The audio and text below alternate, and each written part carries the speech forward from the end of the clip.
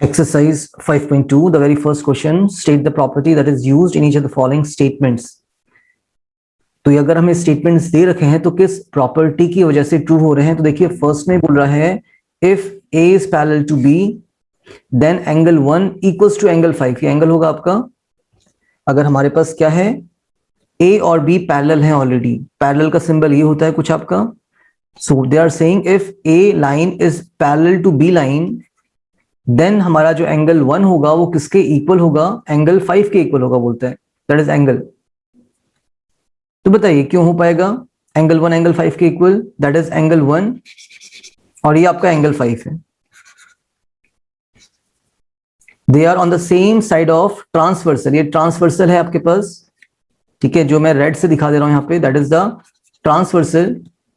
तो इसकी हम लेफ्ट हैंड साइड की बात कर रहे हैं और एक हमारे पास कौन सा एंगल है? एक्सटीरियर और दूसरा आपका इंटीरियर एंगल है. The first angle is exterior angle 1 और दूसरा आपका इंटीरियर है. तो इस टाइप के एंगल्स को हम क्या बोलते हैं? जो एफ शेप लेता है. It is taking like something F shape. These are the corresponding angles. तो फर्स्ट में आपको कुछ नहीं करना है. प्रॉपर्टी क्या है आपके? कॉरेस्पॉन्डिंग एंगल्स इक्वल होते हैं कब? अगर लाइन पैरेलल होती है. If lines are parallel then corresponding angles are equal. इतना ही हमारा प्रॉपर्टी है यहाँ पे फर्स्ट पार्ट में. Note it down. अगर लाइन पैरेलल्स हैं और हमारा एंगल 1 5 के इक्वल अगर हो रहा है तो किस वजह से हो पा रहा है? Because of the corresponding angles. उनका पेयर हमेशा इक्वल होता है अगर लाइन पैरेलल होती है. तो आगे बढ़ते हैं. सेकेंड पार्ट ही saying if angle 4 is equal to angle 6. Angle 4 और एंगल 6 इक्वल हैं तो A is parallel to B. तो देखिए एंगल 4 और एंगल 6 किस टाइप के एंगल्स बन रहे हैं? It is forming a Z pair, alternate interior angles. दोनों ही इंटीरियर एंगल्स हैं, 4 भी और 6 भी. और इंटीरियर तो है किस तरीके हैं? अल्टरनेट इंटीरियर हैं. अल्टरनेट में आ रहे हैं 3 के साथ. 4 के साथ हम 3 को नहीं लेके जा रहे हैं, एडजेसेंट को नहीं ले जा रहे हैं. 4 के साथ हम 5 को नहीं लेके जा रहे हैं, हम 4 के साथ 6 को लेके जा रहे हैं. इसको हम बोलते हैं नॉन एडजेसेंट एंगल्स और alternate angles. So alternate, if alternate interior angles are equal, then the lines are parallel. यही इसकी प्रॉपर्टी हो जाएगी सेकंड पार्ट की. यहाँ पे जो alternate interior angles आपके बन रहे थे वो कौन थे? 4 और 6. तो अगर alternate interior angles equal होंगे, 4 और 6 अगर यहाँ पे equal थे आपके, तो लाइंस कैसी होने वाली हैं? पैरेलल होने वाली हैं. Note it down. Third part में जाते हैं. If angle 4 plus angle 5 equals to 180. अगर हमारा एंगल 4 ये रहा आपका और एंगल 5 ये एंगल है, अगर इनका सम सप्लीमेंट्री हो रहा है तो हमारी लाइंस पैरेलल होती हैं. ये भी आपकी कंडीशन ट्रू है, प्रॉपर्टी ठीक है. इनको हम कौन से एंगल्स बोलते हैं? जो सी बना रहे हैं यहाँ पे, एंगल 4 और angle 5 are forming a C type of angle. तो इनको हम बोलते हैं अपना को इंटीरियर एंगल्स. तो इफ को interior angles are, third part कर रहे हैं, if co-interior angles are supplementary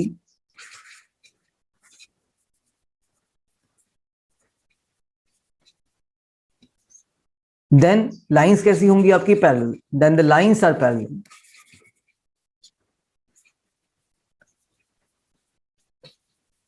I hope clear होगा आप लोगों को कि अगर हमारे को इंटीरियर एंगल सप्लीमेंट्री होते हैं तो हमारी लाइंस पैरेलल होती हैं, या फिर अगर लाइंस पैरेलल होते तो को इंटीरियर एंगल्स आपके सप्लीमेंट्री होते हैं. को इंटीरियर एंगल्स का और डिफरेंट नेम क्या दिया गया है?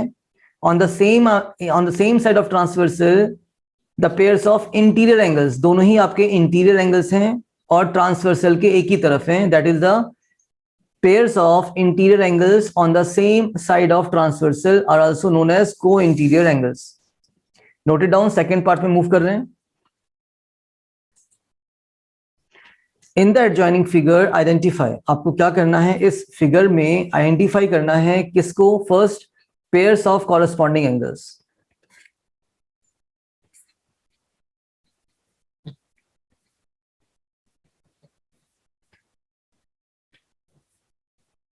तो देखिए कॉरेस्पॉन्डिंग एंगल्स होते क्या हैं? On the same side of transversal. अगर मैं सी के कहां पे देखूं? राइट हैंड साइड पे देखें और एक हम देख रहे हैं एक्सटीरियर एंगल और एक हम देखेंगे इंटीरियर एंगल्स। तो ये हमारे कॉरेस्पॉन्डिंग एंगल्स, एंगल 1 और एंगल 5, ये आपका कुछ एफ फॉर्मेशन बनाता है। It forms like a F. फिर हम अगर देखें इंटीरियर एंगल और एक्सटीरियर एंगल, तो ये भी हमारा कौन सा पेयर बनाएगा, कॉरेस्पॉन्डिंग का बनाएगा। तो आपका 2 के साथ बच्चे कौन आने वाला है, 6 भी आने वाला है। तो हमने किसकी बात कर ली, ट्रांसवर्सल के एक तरफ की बात कर ली। इसी तरीके से अगर हम बोलते हैं ट्रांसवर्सल के दूसरे तरफ, एक एक्सटीरियर और दूसरा इंटीरियर, तो एंगल 4 के साथ कौन बनता आपका, एंगल 8 बनने वाला था। एफ भी बन रहा है, आप इसको पहचान सकते हैं बाय फॉर्मिंग एन एफ। फिर हम किसकी बात कर लेते हैं बच्चों, एंगल इंटीरियर की और एंगल एक्सटीरियर की। तो आपका 3 के साथ कौन बनता, 7 बनता। तो कितने पेयर्स होते हैं हमारे, actually there are 4 pairs. The very first pair is, हमने 1 से स्टार्ट किया था, angle 1 and angle 5। Yes, angle 1 के साथ एंगल 5 था। सेकेंड पेयर एंगल 2 के साथ कौन होगा, एंगल 6। थर्ड पेयर एंगल 4 के साथ angle 8 and fourth pair angle 3 के साथ angle 7। So these are the 4 pairs of corresponding angles. Note कर सकते हैं आप लोग इसको, इजी क्वेश्चन है आप लोगों का ये। You must know what are corresponding angles, ठीक है। तो एफ शेप बनाते हैं आपके, आप इसको ध्यान से भी कर सकते हैं। एफ कैसा भी एफ बने, ये अंदर का एंगल होना चाहिए, एक अंदर का एक बाहर का, एक एक्सटीरियर और एक इंटीरियर। नोट इट डाउन, आगे बढ़ रहे हैं। Second, the pairs of alternate interior angles.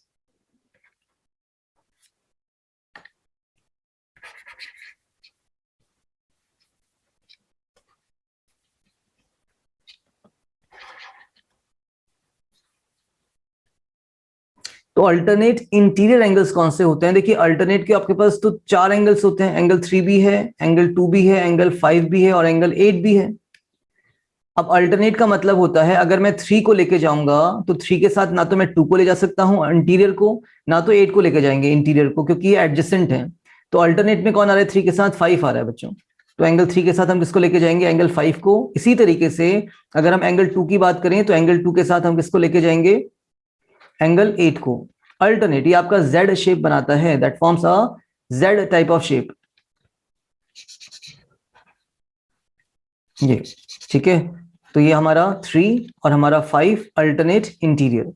ऐसे ही अगर हम देखें तो आपका एंगल 2 के साथ कौन बनेगा, एंगल 8 बनने वाला है। These are also alternate interior angle. तो 2 पेयर्स हैं, लिख लेते हैं इसको। The very first pair is angle 3 and angle 5 and the second pair is angle 2 के साथ एंगल 8। ज्यादा टफ है नहीं बच्चों, बहुत इजी है, आप कर सकते हैं इसको। थर्ड में आते हैं। Third he saying the pair of interior angles on the same side of transversal. और इन एंगल्स को दूसरा नाम क्या दिया गया, को इंटीरियर एंगल्स। और इसके कितने पेयर्स होते हैं को इंटीरियर एंगल्स के, इसके भी 2 ही होते हैं। मतलब on the same side of transversal, तो ट्रांसवर्सल के एक ही तरफ देख रहे हो आप लोग और इंटीरियर एंगल्स को देख रहे हो, तो आपको सी फॉर्मेशन दिखाई पड़ता है। तो एंगल 5 के साथ एंगल 2 आपका को इंटीरियर है। ऐसे ही दूसरी तरफ अगर हम देखेंगे तो एंगल 3 के साथ एंगल 8 आपका इंटीरियर भी है और को भी बन रहा है, को interior angles on the same side of transversal. तो 2 पेयर बनते हैं आपका। फर्स्ट पेयर क्या हो गया, एंगल 2 के साथ एंगल 5 और सेकेंड पेयर क्या हो जाएगा, एंगल 3 के साथ एंगल 8। तो that is the third part, को इंटीरियर एंगल्स के 2 पेयर। और अगर आपकी लाइंस पैरेलल होती हैं तो को इंटीरियर एंगल्स सप्लीमेंट्री होते हैं। मतलब एंगल 2 प्लस एंगल 5 जो होगा वो आपका 180 मिलेगा आपको, ठीक है। तो ये बात की बात है, अभी नहीं समझते हैं, अभी खाली हमें पेयर्स लिखना है।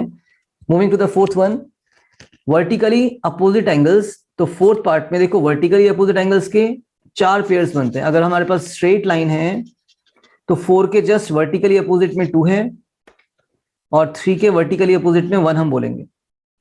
तो इसके 4 पेयर्स बनते हैं। फर्स्ट पेयर में हमने क्या बोला, एंगल 4 के जस्ट अपोजिट में कौन है, एंगल 2। सेकेंड पेयर एंगल 1 के जस्ट अपोजिट में एंगल 3। थर्ड पेयर एंगल 8 के जस्ट अपोजिट में, अगेन स्ट्रेट लाइन है तो एक ऊपर का एक नीचे का एंगल वर्टिकली अपोजिट, तो 8 के आपका 6 इक्वल होगा, 8 के लिए वर्टिकली अपोजिट कौन होगा, 6 होगा। ऐसे फोर्थ वन एंगल 5 के लिए जो वर्टिकली अपोजिट होगा वो 7 होगा, और vertically opposite angles are always equal. लिख लेंगे यहां पे vertically opposite angles are always equal, ये हमेशा क्या होते हैं, इक्वल ही होते हैं आपके। नोट इट डाउन, ये फोर्थ पार्ट भी आपका हो जाता है। इजी क्वेश्चंस हैं, खाली आपको फिगर्स में एंगल्स पहचानने हैं।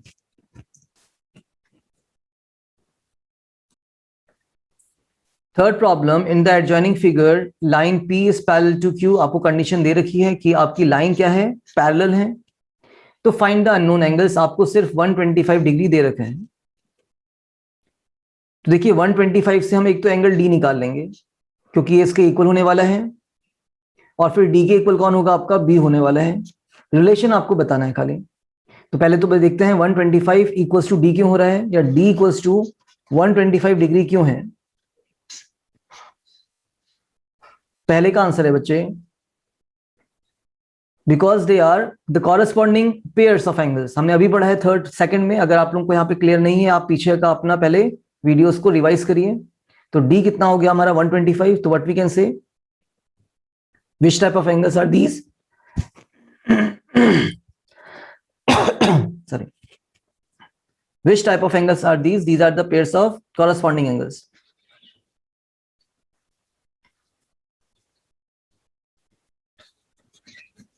और if lines are parallel then corresponding angles are equal। तो हमारा ये फर्स्ट पार्ट हो जाता है, D के लिए हमने 125 लिख दिया। अब B इक्वल्स टू D होगा, सेकेंड पार्ट हम लिख रहे हैं।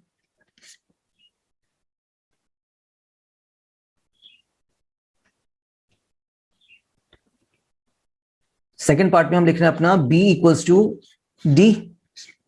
क्यों होगा बताइए, और D कितना था आपका 125, तो आपका B भी कितना आ गया 125 डिग्री ही आ जाएगा। Why it is so, because these are the pairs of vertically opposite angles.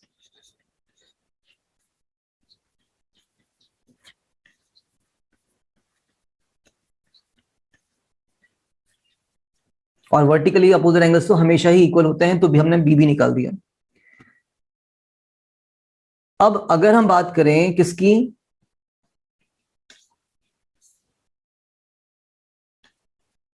One 125 की और E की, तो ये किस टाइप के एंगल्स बन रहे हैं। तो देखिए स्ट्रेट लाइन के ऊपर आपके एंगल्स का सम कितना होता है, 180 डिग्री होता है। If you are having a straight line, तो उसके ऊपर जो भी एंगल्स बन रहे हैं उनका सम 180 होता है। और इनको हम किस एंगल्स की बात करते हैं, लीनियर पेयर। तो हमारा थर्ड पार्ट हो रहा है यहाँ पे।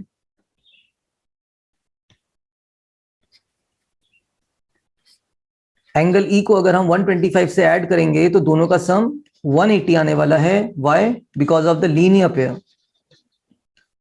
लीनियर पेयर में एंगल सप्लीमेंट्री होते हैं, तो E आपके पास कितना आ जाएगा 180 माइनस 125, तो 5 and 7 minus 2 5, 55 degree, and that is the E angle here, 55 degree आ जाएगा आप लोगों के पास। अब आप ही बताइए, अगर आपको एंगल E पता है तो उसके लिए और एंगल कौन सा हमें पता चल सकता है, एंगल A पता चल सकता है। क्यों, क्योंकि again these are the pairs of corresponding angles. E और A का रिलेशन जो है यहाँ पे कॉरेस्पॉन्डिंग एंगल्स का है, और E और F का रिलेशन क्या है, what is the relation between E and F, these are the pairs of vertically opposite angles. तो मैं यहीं पे कर लेता हूं इसको। फोर्थ पार्ट, एंगल F लिख रहे हैं हम लोग, हमें F निकालना है। E तो हमारा आ चुका, angle F equals to E, and why is it so, because these are the pairs of vertically opposite angles. मैं शॉर्ट में लिखता हूं बट आप लिखा मत करो, that is vertically opposite angles. Yes, तो बताइए F कितना हो गया, जितना E था दैट इज 55 डिग्री। तो हमने अपना एंगल F को भी निकाल लिया। अब E के साथ और कौन इक्वल था, A था, तो हम यहाँ पे A को भी लिख रहे हैं, that is your fifth part, A equals to E, and again what is that, corresponding angles. Corresponding angles, the pairs of corresponding angles are equal if lines are parallel. और यहाँ पे आपको ऑलरेडी लाइंस पैरेलल दे रखी थी, तो angle A भी कितना आ गया, जितना E था दैट इज 55 डिग्री। नेक्स्ट की बात करें, ए आ गया।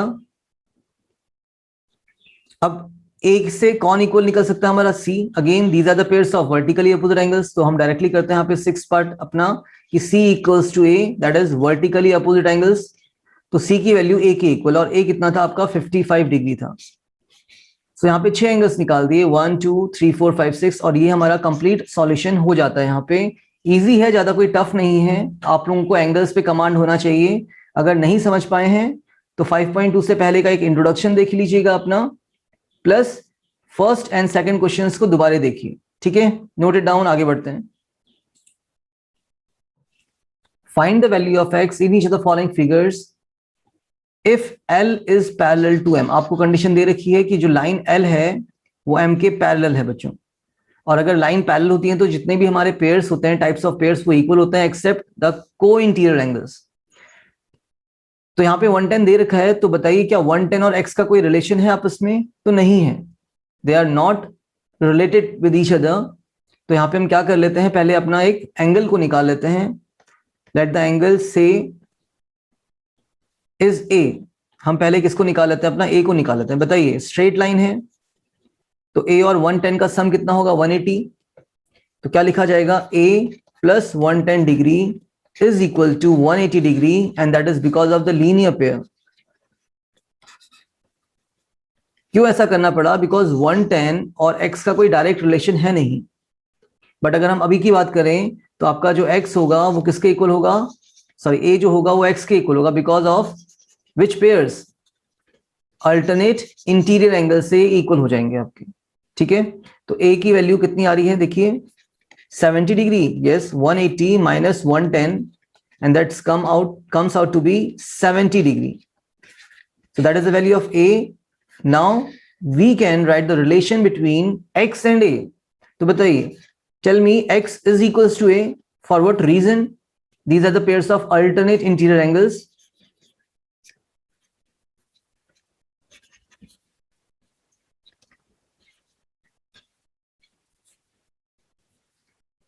तो x इक्वल्स टू ए हमारे पास है, और आपका a कितना था, 70 डिग्री, तो x भी कितना हो जाएगा बच्चों, 70 डिग्री ही हो जाएगा।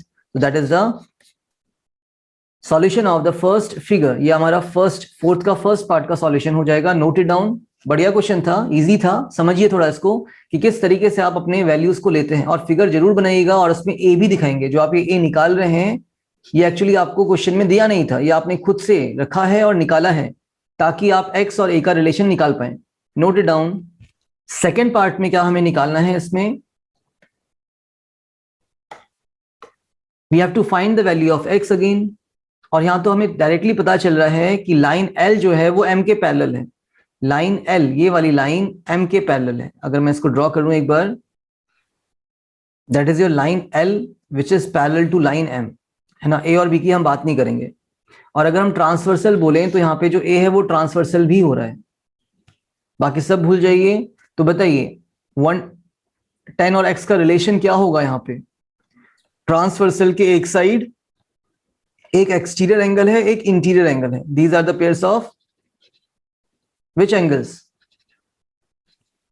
Corresponding angles. That's correct. ये आपका क्या बना रहा होगा, कॉरस्पॉन्डिंग एंगल्स का पेयर बना रहा है, जो कि हम F फॉर्म में देख पा रहे हैं। और ये इक्वल होते हैं बच्चे। तो हमें यहाँ पे खाली स्टेटमेंट ही लिखना है। हम क्या लिख सकते हैं, since line L is parallel to line M and transversal कौन है यहाँ पे, दो ट्रांसवर्सल्स थे, हमें A की बात करनी है, and A is the transversal.